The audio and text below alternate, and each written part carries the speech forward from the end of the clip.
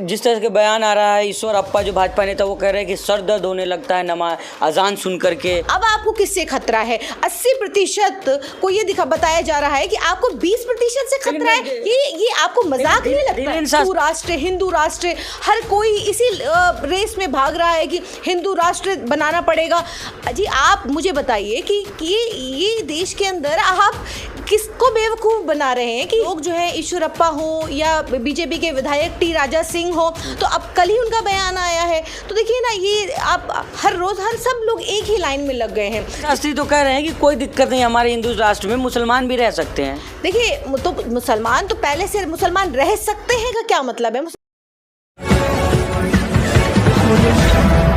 नमस्कार, आप देख रहे हैं 24 न्यूज़ में आपके साथ राशिद कमाल। हमारे साथ आरफा खानम जी हैं, सुप्रीम कोर्ट के वरिष्ठ वकील।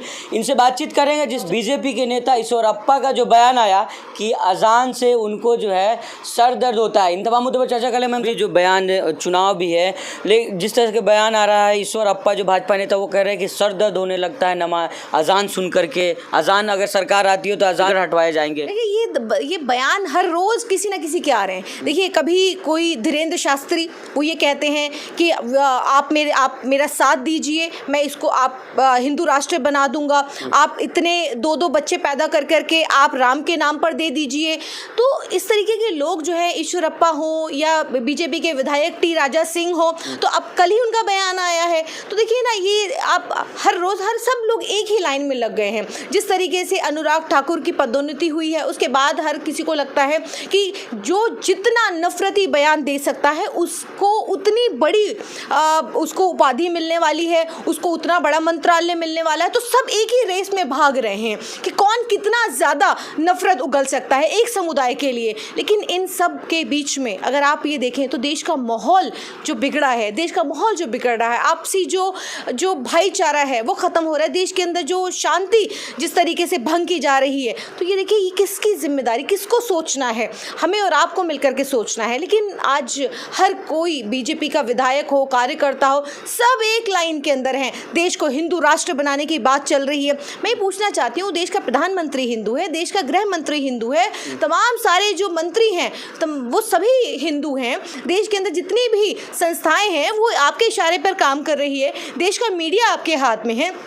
लोकतंत्र को जिस तरीके से आपने ध्वस्त करने का काम किया है, तमाम सरकारी एजेंसियों को जिस तरीके से ध्वस्त करने का काम किया है, तो अब आपको किससे खतरा है? 80% को ये बताया जा रहा है कि आपको 20% से खतरा है। ये आपको मजाक नहीं लगता? धीरेन्द्र शास्त्री तो कह रहे हैं कि कोई दिक्कत नहीं, हमारे हिंदू राष्ट्र में मुसलमान भी रह सकते हैं। देखिए तो मुसलमान तो पहले से मुसलमान रह सकते हैं का क्या मतलब है? मुसलमान तो देखिए, मुसलमान को जब ये चॉइस मिली, इसको ये चॉइस दी गई, वो खुद की अपनी चॉइस से वो यहाँ पर रह रहा है, वो तब नहीं गया। तो ये धीरेन्द्र शास्त्री हो या कोई भी विधायक हो, मंत्री हो, ऐसे लोग हमें सर्टिफिकेट नहीं देंगे कि हमें कहाँ जाना है या ये रह सकते हैं। हमें देखिए जिस तरीके से दूसरे दर्जे का नागरिक बनाने की कोशिश की जा रही है, बार बार हिंदू राष्ट्र, हर कोई इसी रेस में भाग रहा है कि हिंदू राष्ट्र बनाना पड़ेगा।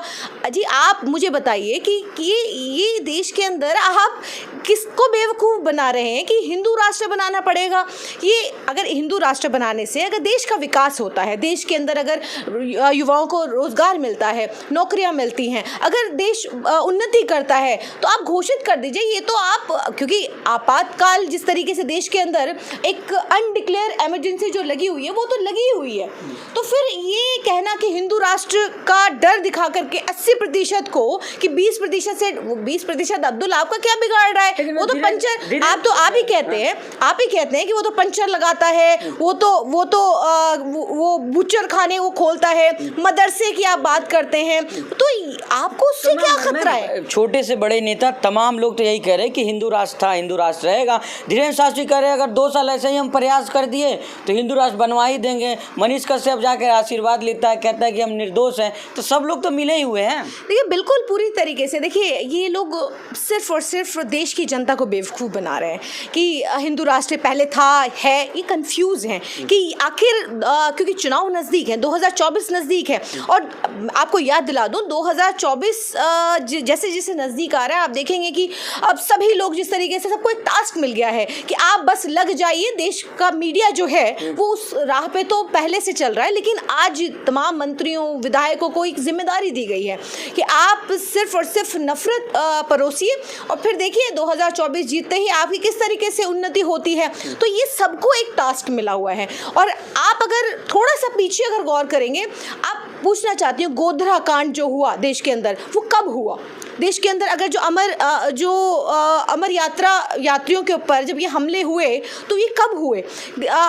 अगर इस तरीके कारगिल जो हमला हुआ वो कब हुआ? वो तो कह रहे मैम कि विपक्ष भाजपा की सरकार में हुआ। और इस चुनाव के अगर आप इनकी तारीखों पे नजर डालेंगे तो सब इलेक्शन के दौरान हुआ।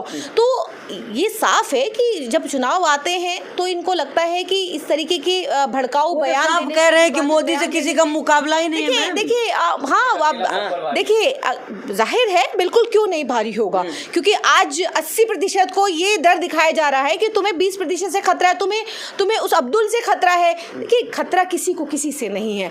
ये जितने भी भाजपा के जो मंत्री विधायक जितने भी लोग हैं जिस तरीके के बयानबाजी कर रहे हैं, देश की जनता को इस बात को समझना ज़रूरी है, क्योंकि अगर अब नहीं समझेंगे तो आप ये देखिए कि देश के अंदर जिस तरीके से इन्होंने इनके जो जिसको ये लोग पूजते हैं, जिसको ये मानते हैं, सावरकर, जब देश को आज़ादी दिलाई जा रही थी उस वक्त भी इनको आपत्ति थी कि आखिर देश को आज़ादी क्यों दिलाई जा रही है, क्यों ना हम अंग्रेज़ों की गुलामी करें, क्यों ना हम उनसे पेंशन ले।